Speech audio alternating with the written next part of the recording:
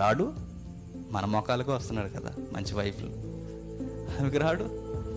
కానీ ఆ వయసుకు వచ్చింది, 18 సంవత్సరాల వయసు వచ్చేసరికి రిక్వెస్ట్గా ప్రెజర్ చేస్తూ అడిగింది, ప్లీజ్ నేను సేవ చేస్తాను తల్లి.